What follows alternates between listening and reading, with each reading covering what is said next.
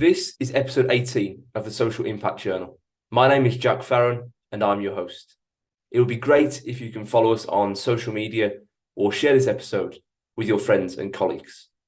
Today, I'll be talking with Sushmita Shrestha, who is the design lead for Utopia Kathmandu, and we'll be talking about all things startups and urban tech in Kathmandu in Nepal. Here's the trailer.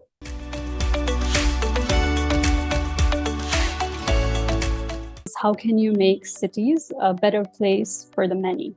So Kathmandu is an emerging city, right? So there are so many emerging problems and unique challenges that's coming to the surface. So how do you really deep dive into those problems and come up with urban tech solutions? Whatever needs to happen in a couple of weeks take like months to be done. And there are no clear procedures, there is no frameworks in place, and it's quite frustrating for startups. Like I said, in Kathmandu, we are also creating this type of entrepreneur ecosystem since there is not a lot of entrepreneurs available. So they might not know what a startup is or what goes into entrepreneurship. So we are open to early stage entrepreneurs. Good morning, Sushmita. How are you? I'm good. How are you? Yeah, very good. Thank you. Looking forward to this episode. So where are you calling in from today?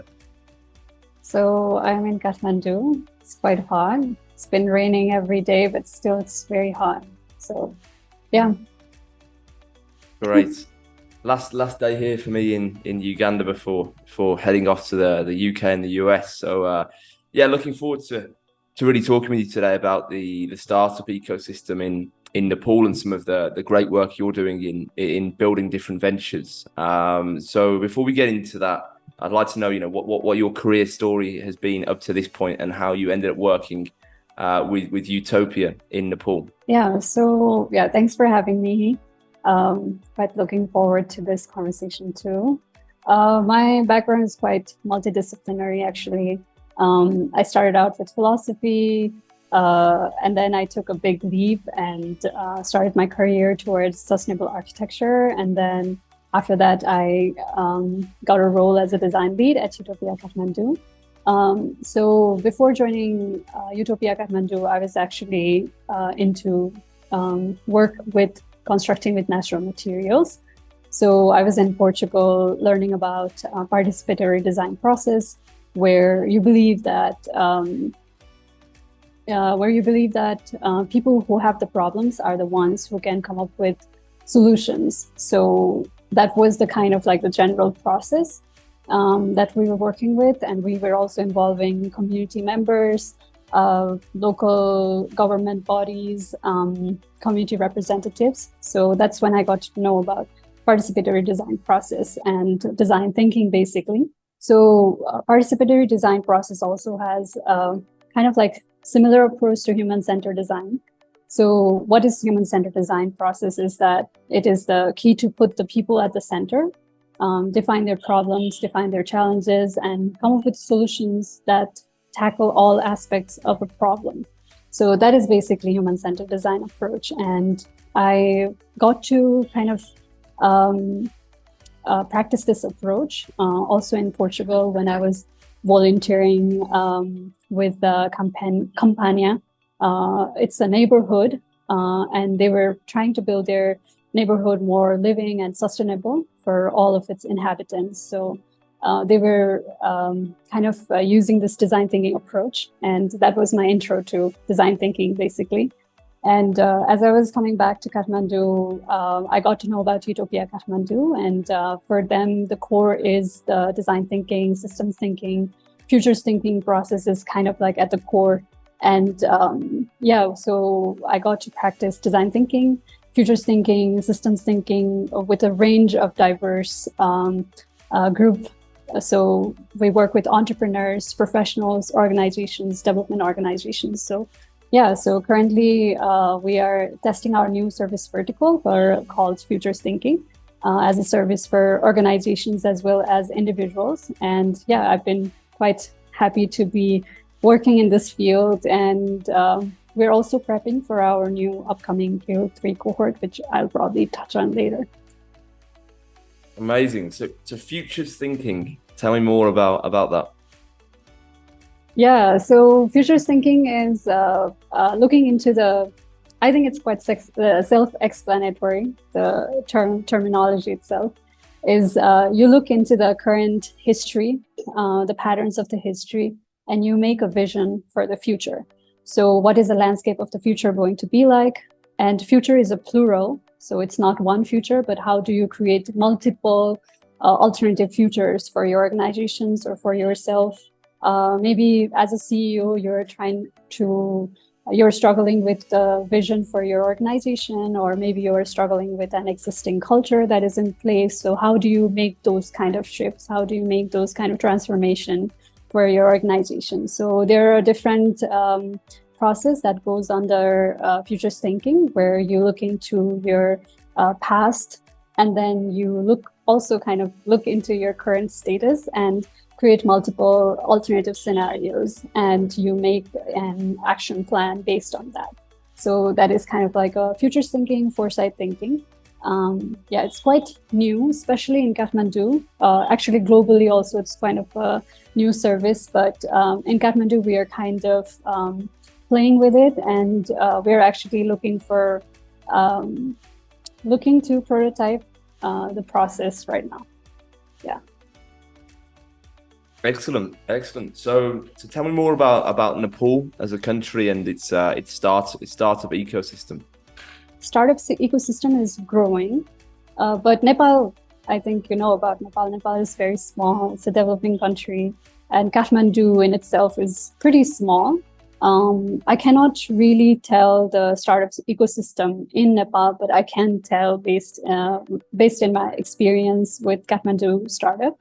So it's quite small, it's very raw, and even the market size is very small. So for startups, it can be a challenge when you have a very relatively small market size and you have a very niche product. So there are a lot of challenges associated with it, but it's also kind of an exciting time for startups, because if you look at Kathmandu, there are so many innovations and experiments that you can do.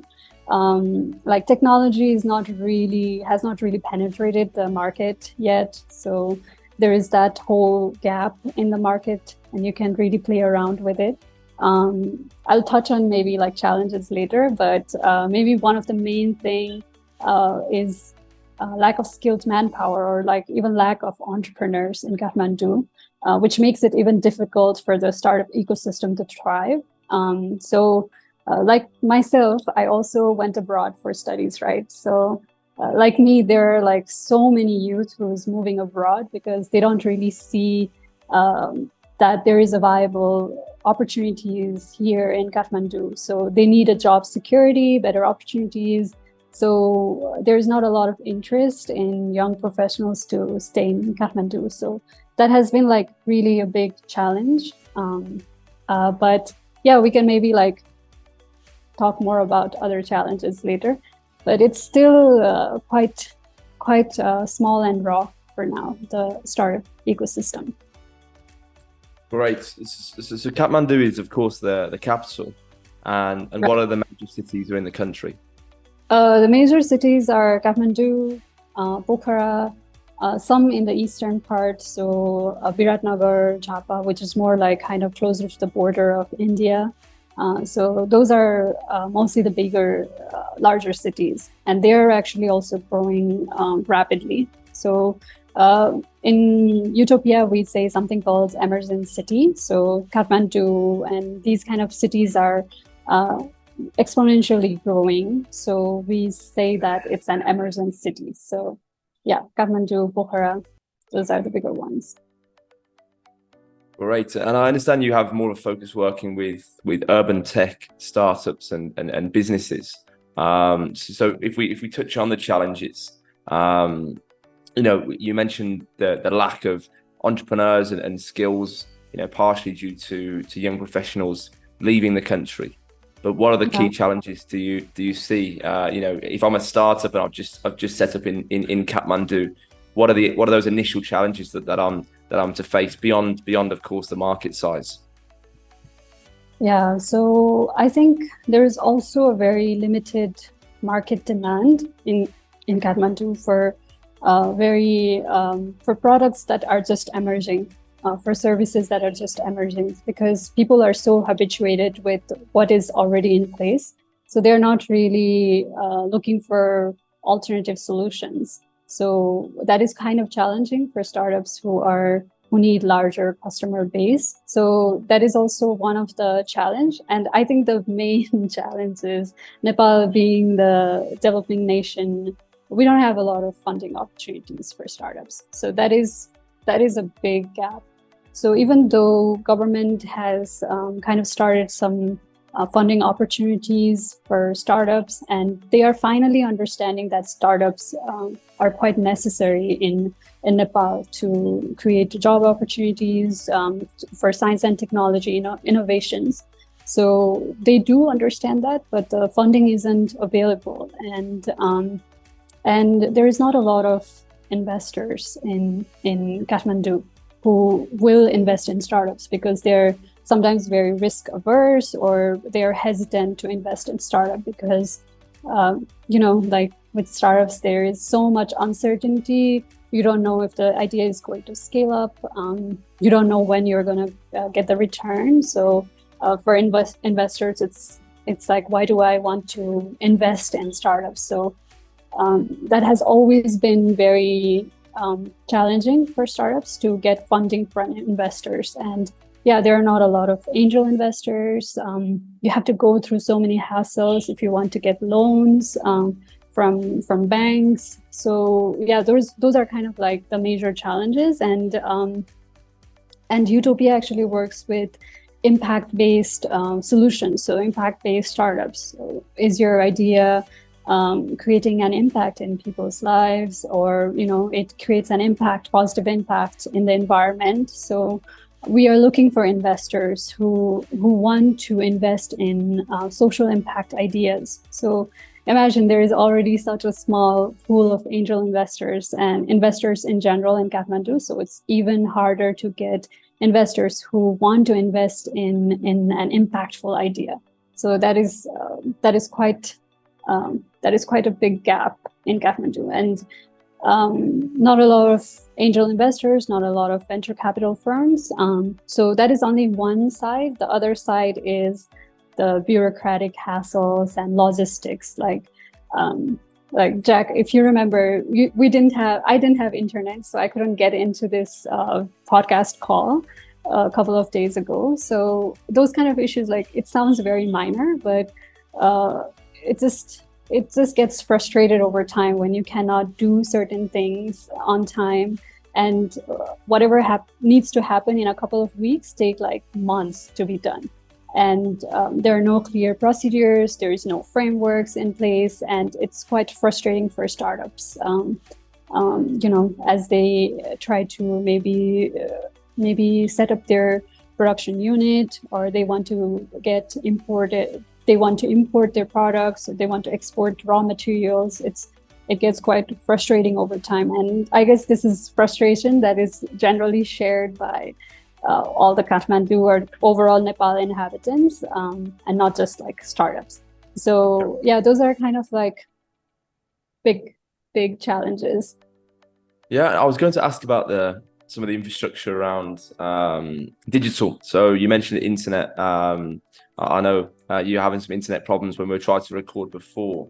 So according to the World Bank, 79% of the population are in rural areas. So I know this is maybe away from the topic of today of Kathmandu, but what's kind of smartphone ownership in the country, and then internet access? And I know you're in the capital city, so going into rural areas, how is the connectivity? I'm not an internet expert, so some of my answers might not be quite correct. But in terms of my experience, I find it challenging to get connected here in Kathmandu versus rural areas, because Kathmandu is very dense and it's very compact. So power cutoff and not getting enough internet bandwidth, it's quite challenging. But in rural areas, I think the Nepal Telecom and these big internet companies, they are reaching out to these rural places, and they say, according to some of the articles, they say that the internet penetration has been bigger than the last maybe like couple of 10 years ago. So they are reaching out, but I'd say like urban connectivity is quite a challenge. If I go to rural places, I don't have proper internet service because I don't have like that phone connectivity. So that is challenging in rural, like extreme, like mountain regions. There is no service at all because of the whole geographic challenges is there. So yeah, so I'm not the right person, I'd say, to answer this, but I'm just saying this based on my experience. That's all. For sure. No, I'm just looking at the different challenges that are facing business, especially in the city. So in your work at Utopia, supporting these urban tech startups in Kathmandu, I know you do this in a number of ways. So what type of programs and areas of support do you offer to them? So at Utopia, I'll just give a background on what we do actually. So we provide a venture building platform to early stage entrepreneurs. So what we focus on is we focus on urban tech solutions, which means looking at the problem of the cities and coming up with solutions that are tech enabled. So not really necessarily you have to use like these, it has to be a software, but somehow it's related to tech. And the overall goal is how can you make cities a better place for the many? So as I was touching on emergent city, so Kathmandu is an emergent city, right? So there are so many emergent problems and unique challenges that's coming to the surface. So how do you really deep dive into those problems and come up with urban tech solutions? So how we do it is we provide entrepreneurs with a venture studio platform. So we say this platform as City Lab. So we have City Lab in Rio, we have City Lab in Africa, in Asia, but our mothership, our main company is in California. So we are kind of like spread out. And what we give to entrepreneurs is that we give this platform so that they can quickly build their ideas, they can quickly test their product market fit, and come up with solutions that has impact for the many. So we connect entrepreneurs to this Utopia's global network.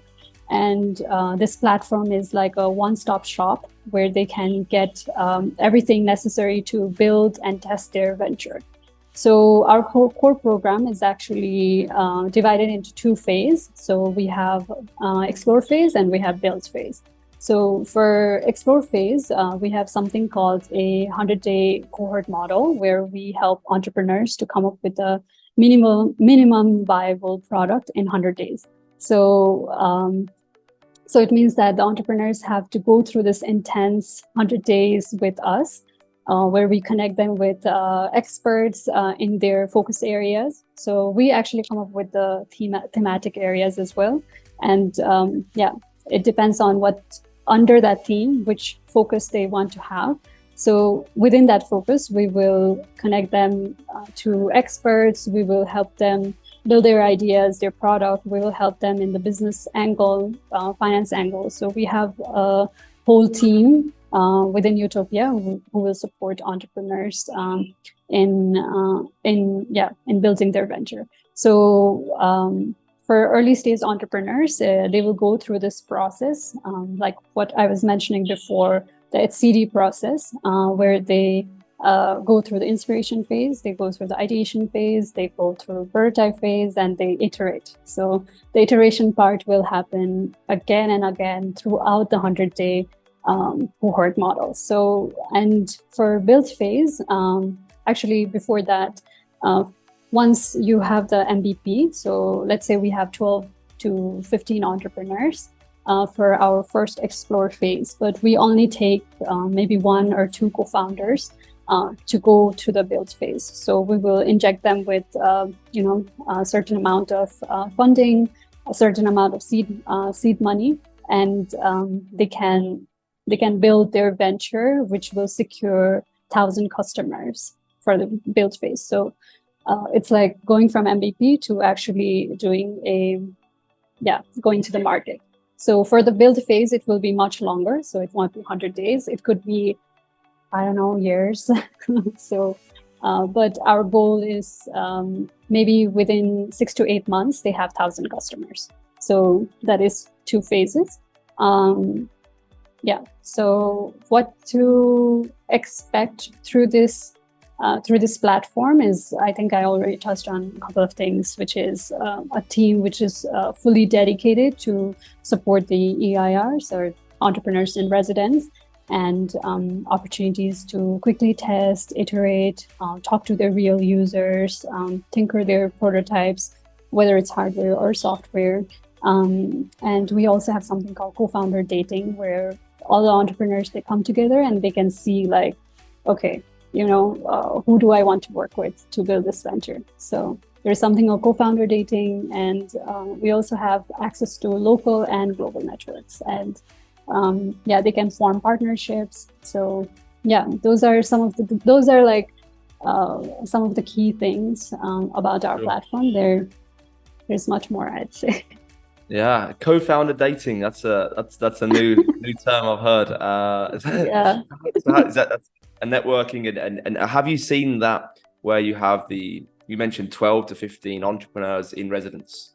So when you bring them together for the dating or whatever, have you seen them kind of combine their collaborations or innovations during those first 100 days?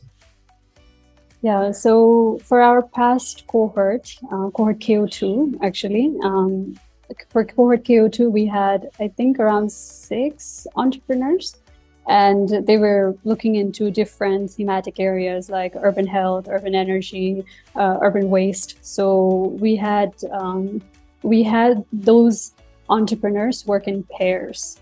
So you can shift your co-founder depending on whether or not it's actually working, depending on your personality, leadership qualities. So in our past cohort, we did have 2 co-founders who were working on urban food system, who actually went to the build phase. So it worked pretty well. For the co-founder dating part, it's kind of like speed dating that we want to test for our new cohort, which is cohort KO3, which is upcoming. So we need to test that, actually. But we do encourage the entrepreneurs to always work in pairs and always have that rotation going on, so that you can, you can see how you can work well, or what is necessary for the venture to go ahead, and what kind of partnerships you need. So you're always working with somebody. Absolutely, yeah, and I think it's a great idea. With 100 days, it's such a limited time to go through that whole process. And you mentioned how many iterations there would be in the product and the testing. So it's really is a sprint. So you mentioned cohort 3. When are you planning to launch that? It's still, we haven't really set a date, but hopefully before the end of 2023 or beginning of 2024. So we are still in the process of refining our program right now. And we'll see, depending on availability of a lot of people, because we have entrepreneurs. Obviously, we also have experts in residence. It's called XIRs, that we integrate them into the program, or we kind of co-design the whole program with them. So it will depend on a lot of things, but we are aiming for something that is at the end of 2023 or early 2024. Excellent. And if someone's looking to apply, what is your perfect entrepreneur in residence? What type of traits or skills are you really looking out for? That's a really good question. They will go through a set of interview process, right? They will go through the application process, and we are quite open to different types of entrepreneurs. We do say that we work with exceptional entrepreneurs, but it's quite open in that way as well. We work with early stage entrepreneurs. So, like I said, in Kathmandu, we are also creating this type of entrepreneur ecosystem since there is not a lot of entrepreneurs available. So they might not know what a startup is or what goes into entrepreneurship.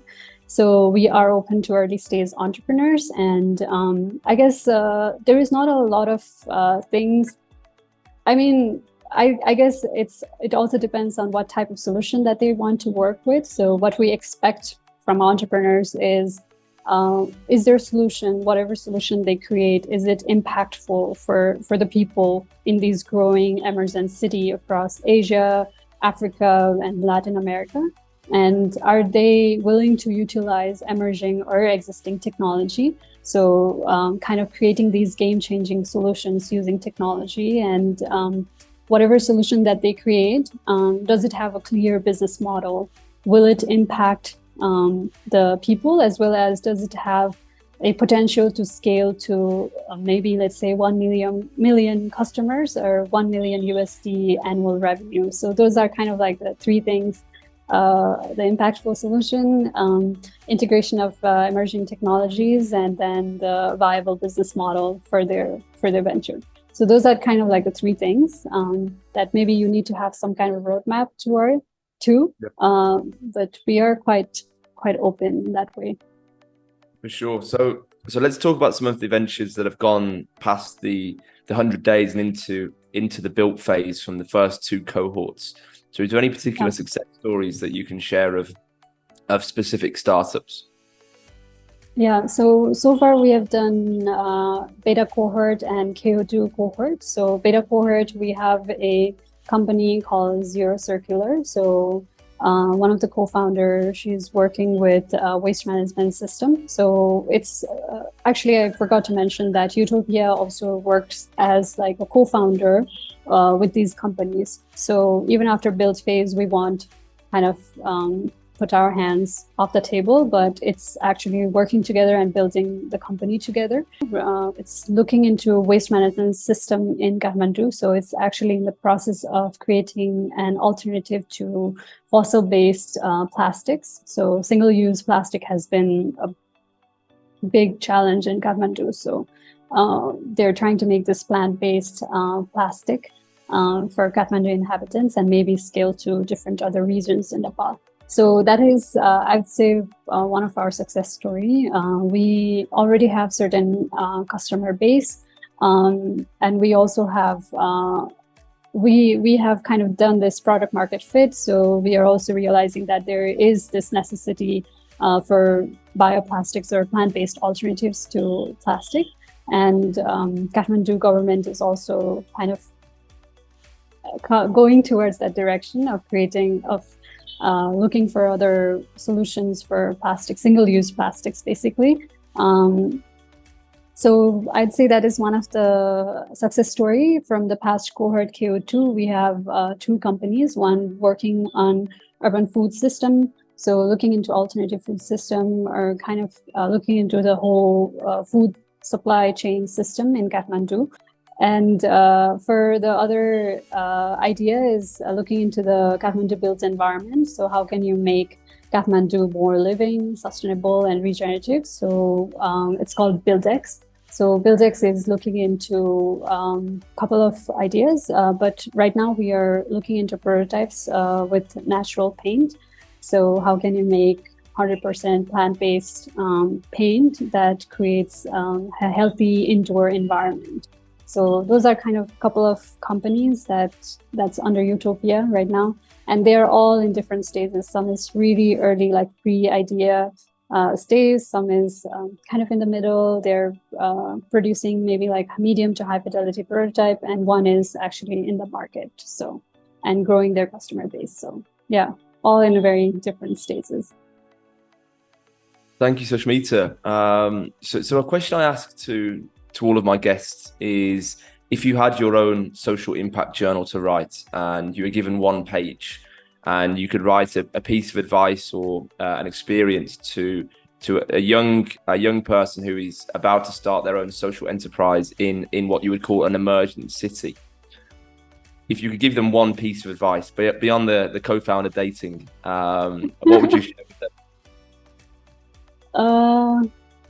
I think this is quite a very, very interesting question. This might sound a bit contradictory because I was just saying a lot of challenges in Kathmandu and suddenly now I'm giving this advice, but I say that Kathmandu is an emergent city and it has such unique challenges because the challenges are cultural sometimes it's infrastructure, sometimes it's completely different from what we usually get inspired by, which is the Western world. So it has its own set of, it's a unique scenario. And there is so many ideas and innovations that can happen within this space.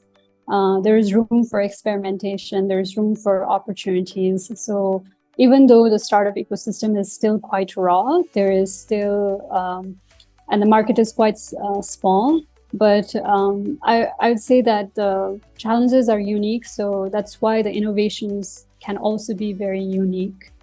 So I'd say that for entrepreneurs who don't see like maybe a viable business out of this, there's still a lot of innovations that can happen out of the space, out of the scenario. So yeah, I would say like getting into startup is kind of like an answer for young professionals in Kathmandu. And also actually another thing is that there are so many young professionals abroad as well, and connecting the young professionals here in Kathmandu with the people who are abroad, I think there also needs to be some kind of channel because we are also looking into investors. So maybe people who are abroad, like, you know, young professionals abroad could also see an opportunity into investing in certain startup ideas that are based in Kathmandu. So I think there has to be some kind of link. Yeah, I think, I don't know if that's an advice, but I see an opportunity there. For sure. And we'll make sure to include in the show notes some of the specific startups that Utopia have supported, along with Utopia's social media channels and more information about the venture builder and also the 100 days cohorts. So Sushmita, thank you so much for joining me on the Social Impact Journal this morning and sharing your thoughts and expertise on the startup ecosystem and how you're supporting urban tech companies in Kathmandu, Nepal. Yeah, thank you so much. Really enjoyed talking to you. Thank you.